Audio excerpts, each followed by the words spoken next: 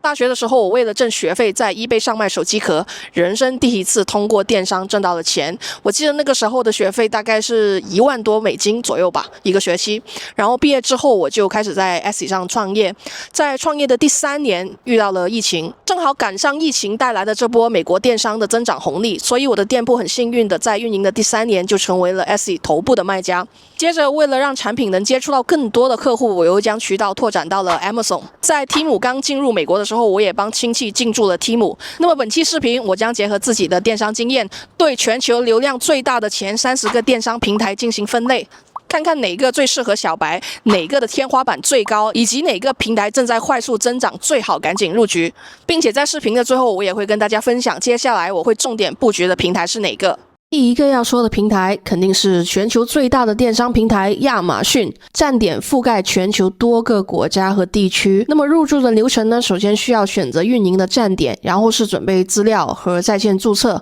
资料包括公司的营业执照、法定代表人的身份证明、银行账户信息、有效的国际信用卡等等。需要注意的是，注册亚马逊卖家账号，在提交所需文件之后，需要预约时间去跟客服进行视频的验证和审核信息。以美国站为例，目前专业卖家的每个月费用是$39.99一个月。除了月费以外，根据产品的类别，亚马逊还需要收取佣金。根据产品的不同，比例在8%到15%之间。根据我个人的经验，在亚马逊上，一个新品在前期还需要投入不少的广告费。总的来说，亚马逊的天花板足够高，不少上市公司，比如说 Anchor 等等的品牌，就是从亚马逊出来的品牌，目前市值已经达到了数十亿美元。不过入驻亚马逊需要一定的门槛，包括严格的审核流程和较高的运营成本。我作为一名亚马逊平台的卖家，我知道它的竞争的激烈程度。另外，卖家还需要面临库存管理、广告投放等等的挑战。因此，我会把亚马逊放在这个表上的高天花板的平台，比较适合有电商经验或者是有一定资本去试错和有团队的卖家。接着是近几年势头很猛的 Temu。 在我之前的一期视频，我详细的介绍了入驻 Temu 所需要的信息和材料，大家可以点击视频描述处查看。从天花板来看，我衡量一个平台天花板是否足够高的条件是，在这个平台上是不是能够做出一家上亿美元市值的公司。从这一点来看， Temu 背后的母公司拼多多的团队执行力我是很佩服的。但是如果是作为一个卖家的话，我并不认为这个平台可以让卖家建立品牌，所以我觉得这个平台就卖家来说天花板不高，而且平台竞争比较激烈，用户对于产品的价格敏感度较高。而且我个人感觉在 Temu 上卖货，大部分的钱都是给平台给赚了。但是呢，作为清货渠道，这个渠道还是可以的，或者是适合有供应链优势的卖家。当然这只是我个人的看法。如果你觉得 Temu 很有前景，或者你在 Temu 上作为卖家赚得盆满钵满，也可以在评论区跟我分享。第3个平台是 AliExpress。AliExpress 入驻的费用和门槛都不低，并且还需要投入大量的投流费用，因此我会把 AliExpress 放到适合有经验、有资本的专业卖家这一栏上。第4个平台是 eBay。 我对 eBay 这个平台是有情怀的，毕竟我在这上面赚了不少的学费钱。如果你生活在北美，应该或多或少用过或者听过 We 平台。它的创始人最早接触电商也是通过 eBay 这个平台，他通过在 Costco 上买折扣产品，然后在 eBay 上转卖，赚到了他的第一桶金。有兴趣的朋友可以听一下播客 How I Build This， 在2024年3月18号这一期。虽然很多人会觉得现在还有人在 eBay 上买东西吗？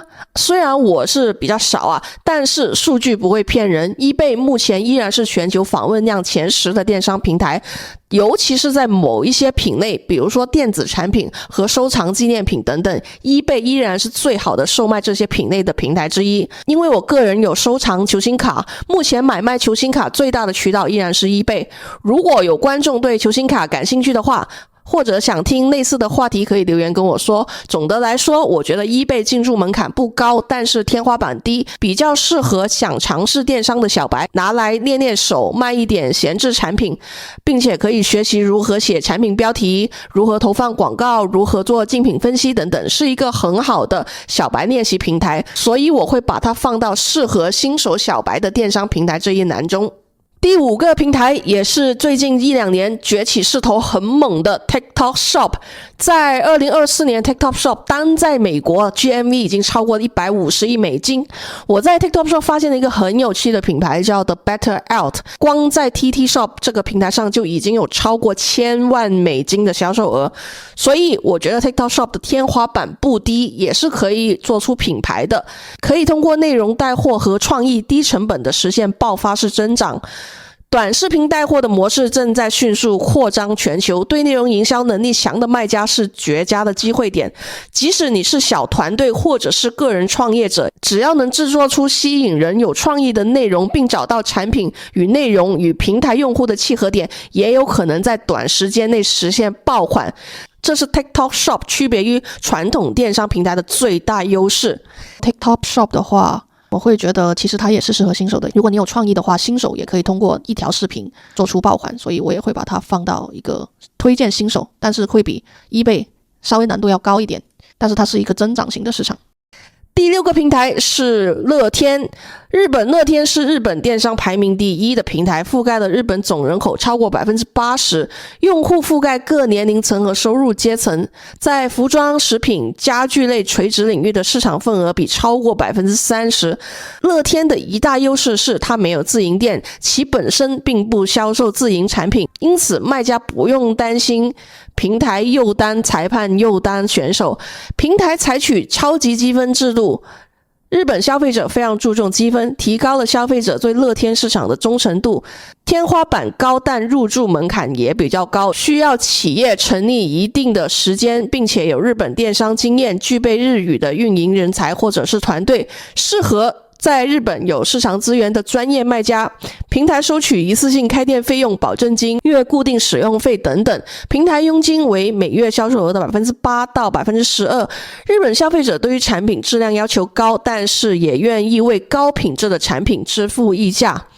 那日本乐天的话，因为它入驻需要一定的门槛，所以我会把它放到适合专业卖家垂直市场这边。第7个平台是 Walmart， 美国最大的线下零售商，它的电商业务也正在快速增长。平台根据不同的产品类目收取不同的佣金，一般在 8% 到 15% 之间。Walmart Marketplace 不收取月费或者年费，但是有严格的品牌授权和知识产权保护政策。根据我个人的经验和同行交流等等， Walmart 平台的退货率比较高，这是卖家特别需要注意和准备的挑战。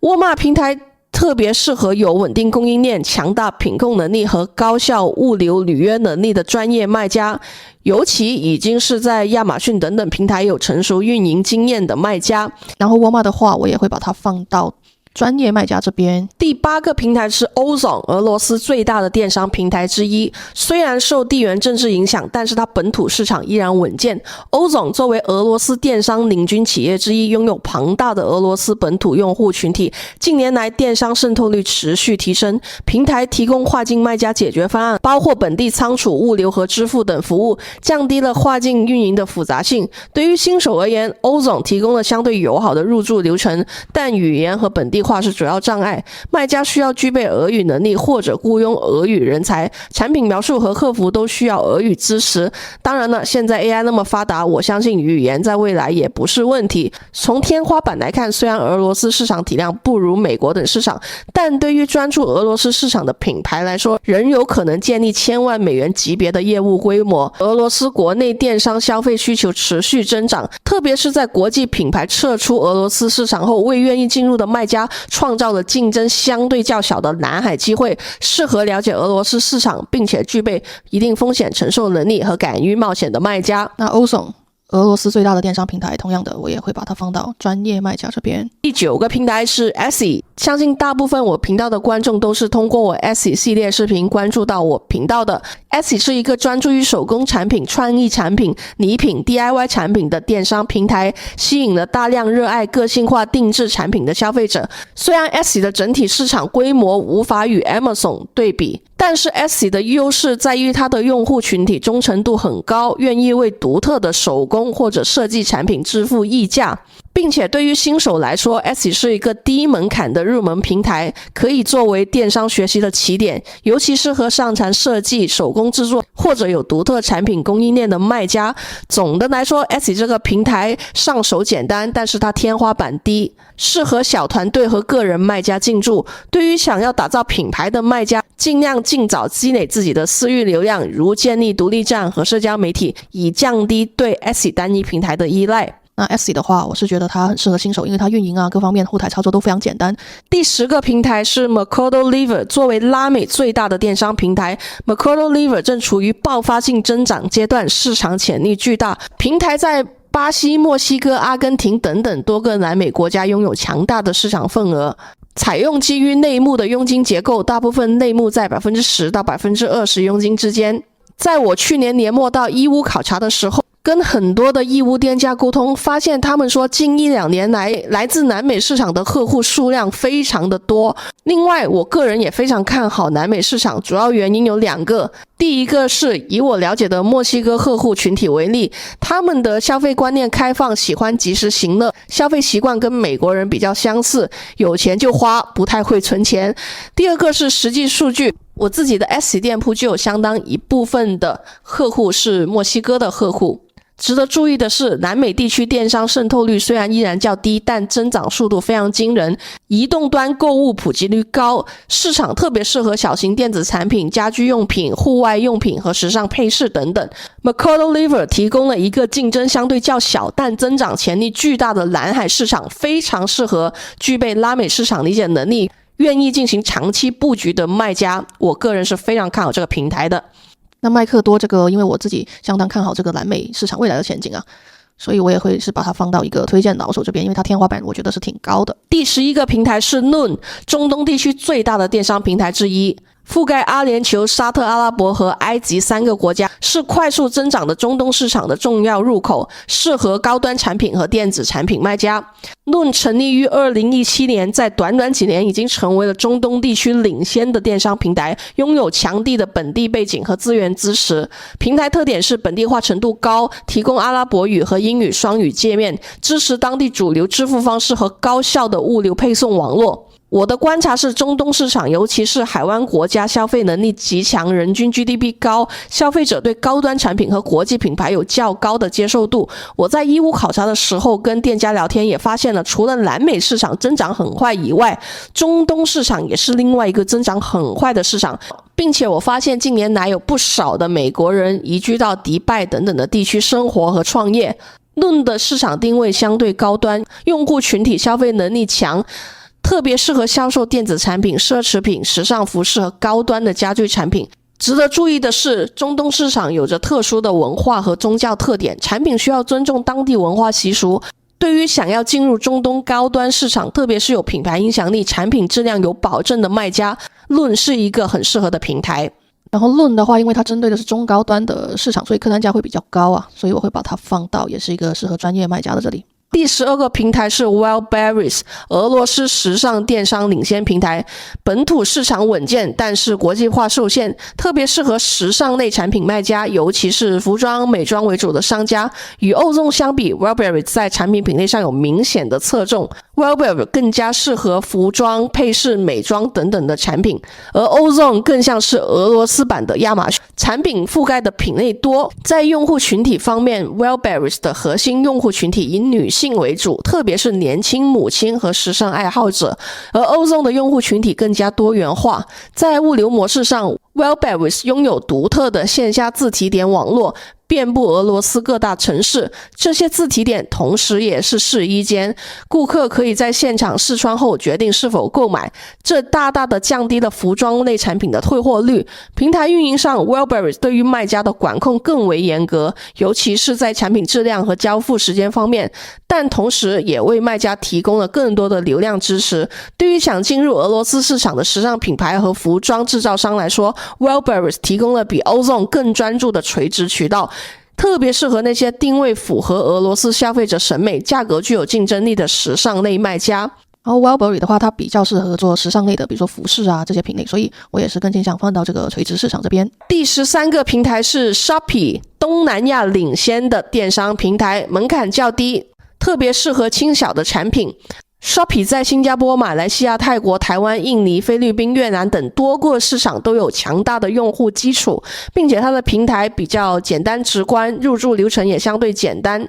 截至2023年 Shopee 在东南亚跟台湾地区的用户已经超过了 3.8 亿，成为了东南亚和台湾地区访问量第一的购物应用。虽然我本人从来没有运营过 Shopee， 也没有在 Shopee 上买过东西，但是我对于东南亚市场的未来是非常看好的，其中特别是越南市场。主要有几个原因。第一，越南经济增长非常强劲，2023年 GDP 已经同比增长超过 5%， 超过了多数的亚洲国家。其次，越南人口结构年轻，超过 50% 的人口年龄在35岁以下，中产阶级正在迅速的扩大，并且消费能力在显著的提升。其次，越南正成为重要的制造基地，越来越多的外国企业正在加大在越南的投资，带动了当地的经济和消费需求的增长。我回国的时候就听到朋友说，现在很多人是在越南悄悄挣大钱，有点像20年前的中国。在我之前的一期视频中，我提到了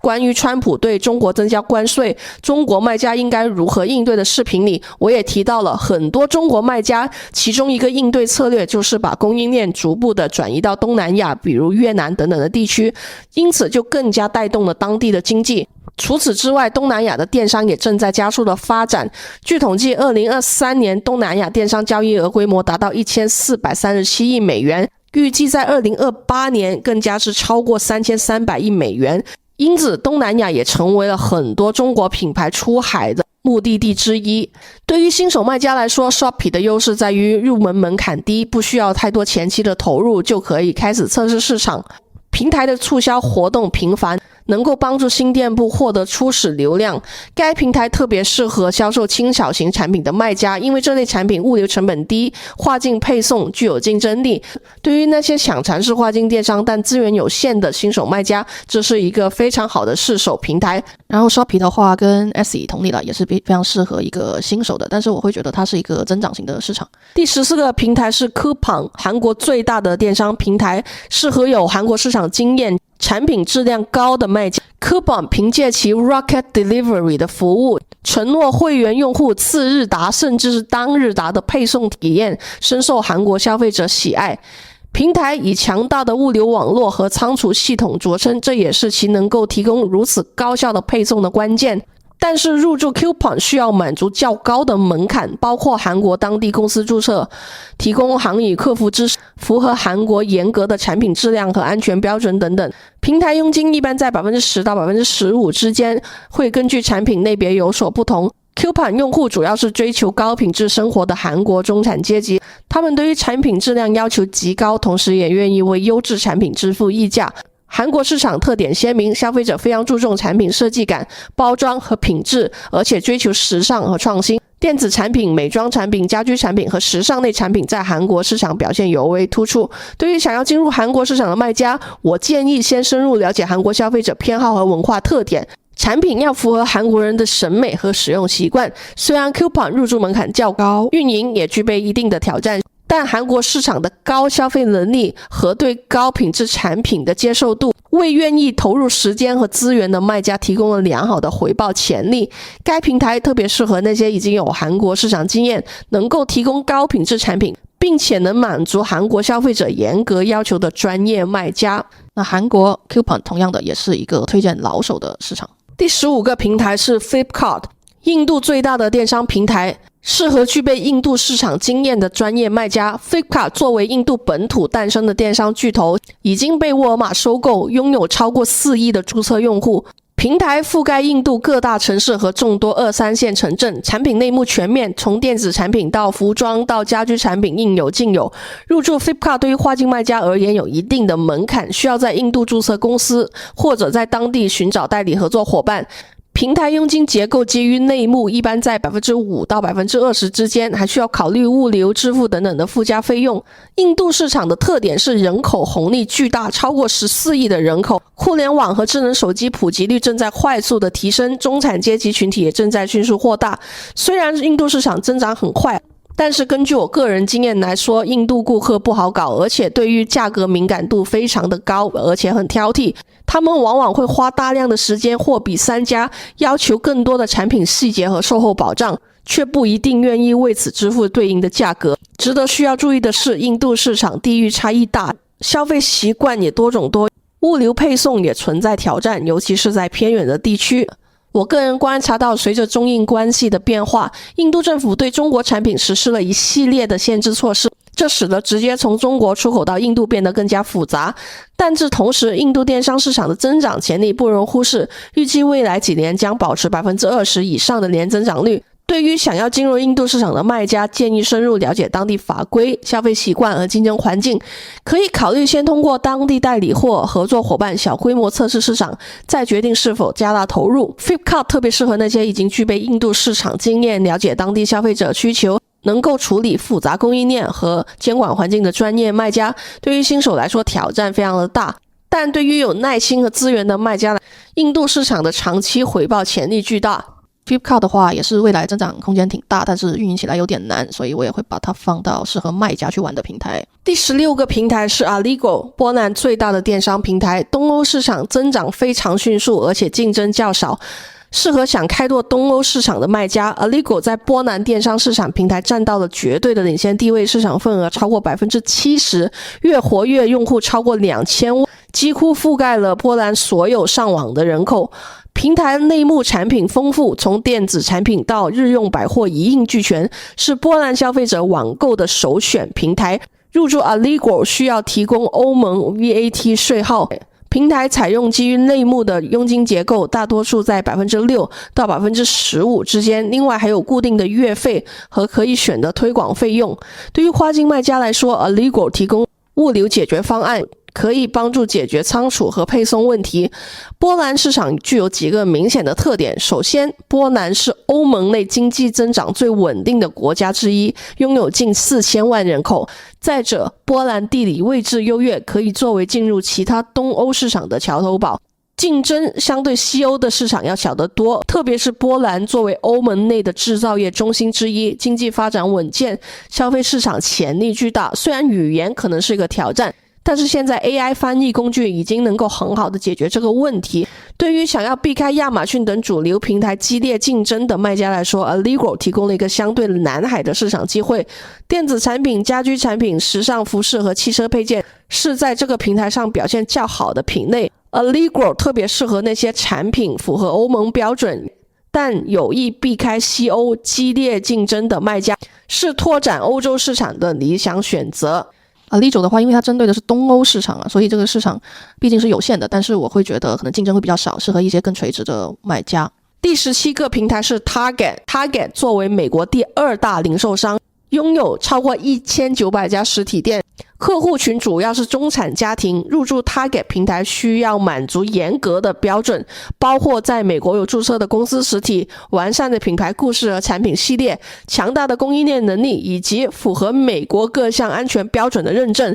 平台采取严格的邀请制，佣金根据内幕从 15% 到 38% 不等，且对卖家的库存管理和订单履行能力要求极高。那么我个人也是 Target 的常客，我观察到 Target 的用户更加注重产品质量、设计感，愿意为优质的产品支付溢价。虽然 Target 平台的卖家数量远少于亚马逊，但是这也为卖家提供了一个竞争较小的高质量产品的销售渠道。该平台特别适合那些已经在美国市场有一定的影响力，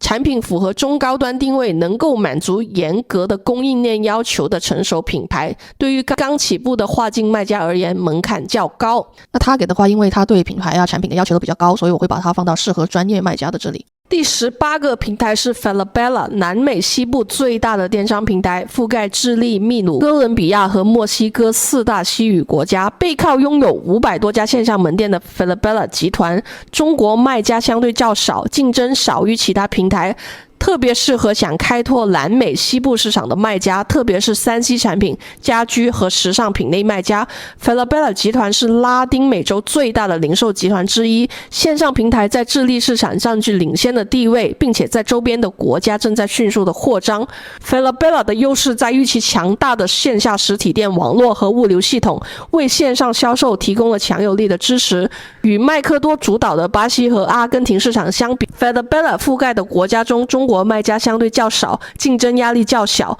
为早期进入者提供了良好的机会。电子产品、家居产品和时尚服饰在品类上表现尤为出色。对于想要多元化南美市场布局的卖家来说， Falabella 是一个战略性的选择。Falabella 的话，我也会把它放到适合专业卖家垂直市场那边，因为它在某些品类，比如说3C 产品、家居产品的话，会比较侧重，所以我会把它放到适合垂直市场这边。第19个平台是 Cdiscount。Cdiscount 作为法国第2大电商平台，仅次于亚马逊法国，拥有法国本土强大的用户基础和品牌认知度。平台产品内幕齐全，从电子产品到日用百货、家具、电器应有尽有。平台佣金在 7% 到 15% 之间，还有固定的月费和可以选的推广费用。我个人观察到法国市场有独特的消费特点，法国消费者非常注重产品品质、设计感和使用体验，对价格的敏感度相对较低，愿意为优质产品支付溢价。Cdiscount 平台相比于亚马逊法国，给予了卖家更多的自主权和展示空间，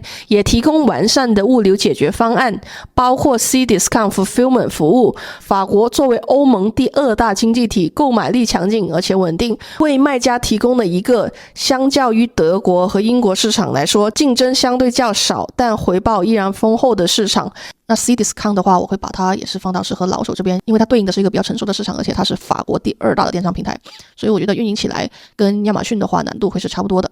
第20个平台是 OTTO， 德国第2大在线零售商，要求较高，但欧洲市场稳定，特别适合想要进入德国市场的专业卖家。OTTO 集团拥有超过70年的历史，从传统邮购起家，发展成为德国领先的电商集团，在德国电商占据第2的位置，仅次于亚马逊德国。平台特点是产品质量控制严格，以中高端定位为主，消费者忠诚度较高，但是入驻 OTTO 要求较为严格，需要德国或者欧盟公司注册。另外，我了解到德国市场的特点是消费者极为注重产品质量、环保属性和售后服务，价格敏感度相对较低。OTTO 平台的用户群体主要是中高收入家庭，对产品的耐用度和实用性有较高的要求。虽然入驻门槛较高，但是一旦成功入驻 OTTO 平台提供的稳定流量和高质量客户群体，能够带来可观的长期收益，特别是在家居、家电、时尚和园艺类产品，在 OTTO 平台表现出色。对于已经在欧洲市场有一定经验、产品定位中高端、能够满足德国严格的质量标准的专业卖家， OTTO 是一个特别理想的平台。那同样的 OTTO 的话，因为它入驻的要求也是比较严格，所以我也会把它放到推荐老手成熟市场这边。第21个平台是 Jumia， 非洲最大的电商平台之一，被称为非洲亚马逊，覆盖多个非洲国家，适合想布局非洲新兴市场的卖家。 Jumia 总部位于尼日利亚，业务覆盖尼日利亚、埃及、摩洛哥、肯尼亚等11个非洲国家，是目前非洲覆盖范围最广的电商平台。平台提供多种本地化服务，包括本地支付解决方案、物流配送和仓储服务等，帮助跨境卖家解决了非洲市场特有的挑战。入驻要求相对灵活，佣金根据类目和国家有所不同，一般在 5% 到 15% 之间。我个人观察到，非洲电商市场虽然基础设施仍然在发展当中，但是增长潜力非常巨大，尤其是尼日利亚、埃及和南非等等的人口大国。Jumia 的优势在于对于非洲市场的深刻理解和完善的本地化服务，包括解决了非洲特有的支付困难，现金支付比例仍然较高，和物流挑战。手机和电子产品、时尚服饰、家居用品和美妆产品在平台上表现较好。虽然非洲市场存在一定的风险，比如说物流基础设施不完善、支付系统不发达等等，但是对于愿意布局长期市场、有远见的卖家来说，我觉得 Jumia 提供了一个进入这个潜力巨大的新兴市场的一个机会。那 Jumia 的话，我会觉得它是未来增长空间很高，处于比较初期的一个电商市场，所以我会把它放到增长型市场这边，而且它目前来说入驻的条件并没有说很困难。第22个平台是 Lazada， 东南亚地区主要的电商平台之一，是阿里巴巴旗下的东南亚电商平台，覆盖新加坡、马来西亚、泰国、印尼等等6个国家。Lazada 在2012年成立，2016年被阿里巴巴收购。阿里巴巴带来了强大的技术和资源的支持，平台的特点是采用阿里巴巴的技术架构和运营模式，对卖家的自主权较大，支持多种经营模式。佣金根据内幕从 2% 到 5% 不等，还有可以选的推广服务费用。我发现 Lazada 跟 Shopee 的主要区别在于 Lazada给予卖家更多的自主权，平台干预相对较少，而 Shopee 则实行更为中心化的管控，平台活动和规则对于卖家的影响较大。Lazada 的物流网络非常发达，尤其是在泰国和马来西亚市场。平台用户群体相对成熟，购买力较高，特别是在新加坡和马来西亚市场。对于已经在阿里巴巴生态系统中有经验的卖家来说，或者是希望在东南亚市场有更多的经营自主权，那 Lazada 是一个比 Shopee 更为适合的选择，特别是在销售中高端产品和建立品牌方面。Lazada 的话，因为也是属于一个快速增长的一个东南亚市场，所以我也会把它放到推荐新手增长型市场这边。第23个平台是 Fordeal， 中东电商平台黑马，增长迅猛，特别适合那些想开拓中东市场的卖家。Fordeal 专注于中东和北非市场，尤其是在沙特阿拉伯、阿联酋和埃及等国家拥有大量用户。平台最大的特点就是其零押金、零佣金的运营模式，仅仅收取固定的服务费，大大降低了卖家的入驻门槛和运营成本。产品以中低价位的日用百货、服装和电子配件为主，平台提供阿拉伯语翻译和本地化服务。Fordeal 的优势在于其轻量级运营模式和针对中东市场的深度本地化，为中国卖家提供了一个低成本进入中东市场的渠道。平台目前仍然处于高速增长期，早期入驻的卖家能够享受较小的竞争和较高的增长红利。服装、美妆、电子配件和家居小物是平台上的热门品类。对于想要尝试中东市场但不愿意投入过多资源的卖家，特别是拥有竞争力价格和快速供应链响应的卖家来说， Fordeal 是一个值得考虑的平台。那 Fordeal 的话，因为它的入驻成本比较低，同样的它也是处于一个增长型的市场，所以我会把它放到推荐新手增长型市场这边。第24个平台是 Findi， 瑞典最大的电商平台，目前已经覆盖了北欧4国，瑞典、芬兰、挪威、丹麦，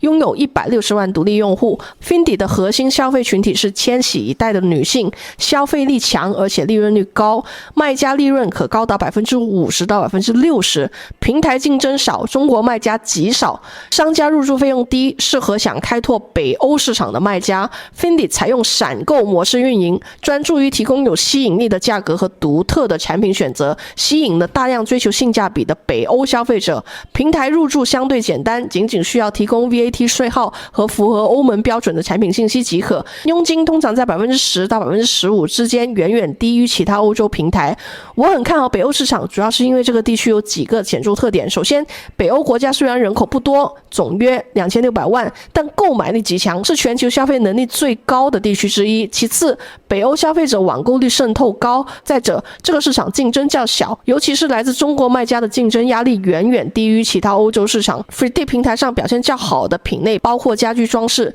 厨房用品、时尚配饰和创意产品。对于想要开拓欧洲市场但希望避开亚马逊等等主流平台激烈竞争的卖家来说，尤其是产品定位中等价位有特色的产品， Free 提供了一个相对容易切入而且利润率较高的北欧市场入口。那 Fendi 的话，因为它定位的市场有限，但是它消费力高，所以会比较适合一些特色的产品，所以我会把它归到专业卖家垂直市场这边。第25个平台是 Mercari， 一个 C2C 的平台，虽然它的规模有限，但是二手交易市场增长稳定。非常适合个人卖家和二手的商品。我自己也是 Mercari 的买家和卖家，我经常在 Mercari 上面卖一些不穿的衣服，还有买一些正价可能很贵，但是二手价来说相对较划算的衣服。Mercari 起源于日本，专注于 C2C， 也就是个人对个人的二手商品交易。平台的特点是操作简单，上架快速，佣金透明，无月费或者是上架费。Mercari 的主要群体是年轻人和精打细算的家庭。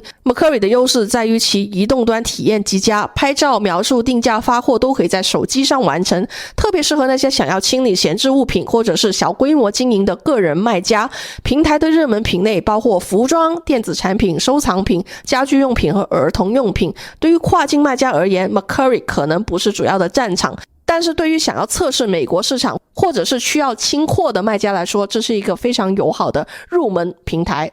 那么 Mercari 的话也是一个非常适合新手练习的一个平台，可以先从卖自己的闲置产品开始。第26个平台是 Tokopedia， 印尼第2大的电商平台。印尼互联网经济增长迅猛，是东南亚最大单一市场，适合想要深耕印尼市场的卖家。Tokopedia 成立于2009年，是印尼本土电商平台，深受当地消费者喜爱。平台特点是强大的社区属性和本地化运营能力，包括支持印尼本地支付方式和高效的岛屿间物流网络。我对印尼市场特别感兴趣，主要是因为印尼是东南亚人口最多的国家，超过 2.7 亿人，也是该地区最大的单一市场，电商渗透率依然较低，但增长迅速。Tokopedia 跟 Shopee、Lazada 的主要区别在于其更强的本土属性和社区氛围，用户忠诚度高，更加适合想要深耕印尼市场的卖家。值得注意的是，印尼是一个岛国，物流配送存在独特的挑战，但是 Tokopedia 已经建立了完善的岛屿间的物流网络。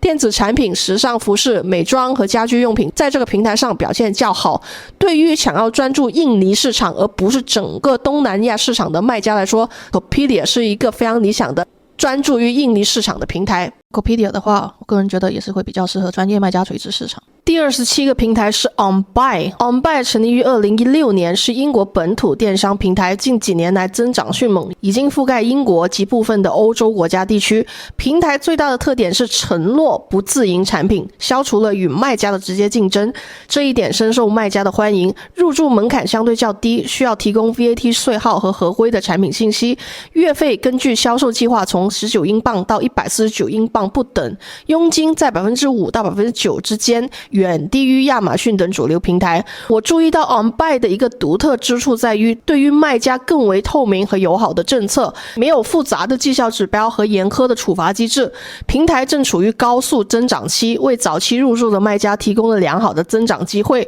对于想要开拓英国市场但又希望避开亚马逊激烈竞争的卖家来说，特别是中小型企业的品牌， OnBuy 是一个值得考虑的选择。那 OnBuy 的话，因为它每个月是要收固定的月费的，所以我觉得对于新手来说可能会有一定的负担，所以我会把它放到更适合专业卖家垂直市场这块。第28个平台是 Joom， 面向欧洲市场的电商平台，近几年来增长迅猛，在东欧尤其是乌克兰地区拥有强大的用户基础，适合想开拓东欧市场的卖家。 Joom 成立于2016年，总部位于拉脱维亚，已经发展成为欧洲地区重要的电商平台，每月流量约900万次。平台设计简洁直观，主打发现好物的购物体验，产品以中低价位的日用百货、时尚配饰、美妆和电子产品为主。入驻 Joom 相对简单，平台提供多语言支持，卖家只需要提供基本的商业证明文件就可以开始销售。佣金结构透明，大多数类目在 10% 到 15% 之间，没有固定的月费或者入驻费。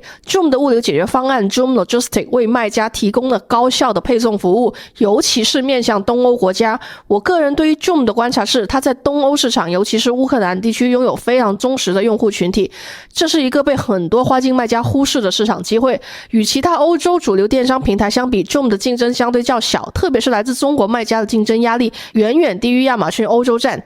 平台用户群体以年轻人为主，对于想要开拓东欧市场但资源有限的卖家， Joom 提供了一个低成本的市场入口。时尚配饰、美妆产品、小物件和创意家居用品在平台上表现较好。值得注意的是，虽然当前东欧地区存在一定的地缘政治不确定性，但 Joom 已经建立了成熟的物流和支付解决系统，能够有效地应对这些挑战。对于想要多元化布局、寻找增量增长机会的卖家来说，特别是产品定位中低价但有特色的品牌， Joom 是一个值得尝试的平台。Zoom 的话，同样的我也会把它放到比较推荐垂直卖家。第29个平台是 Yandex Market， 俄罗斯搜索流量入口，本土市场地位稳固，适合了解俄罗斯市场的专业卖家。Yandex 是俄罗斯最大的搜索引擎。Yandex Market 作为其电商部门，拥有得天独厚的流量优势，在俄罗斯本土市场份额领先。平台特点是强大的搜索和产品比较功能，用户通常会在这里进行比价和产品研究，然后做出购买决策。Yandex Market 与 Ozon 和 Wildberries 共同构成了俄罗斯电商的3大支柱，但各有侧重。Yandex Market 的独特之处在于其搜索流量入口和产品比较功能， Ozon 更像是综合性电商，而 Wildberries 则专注于时尚和美妆。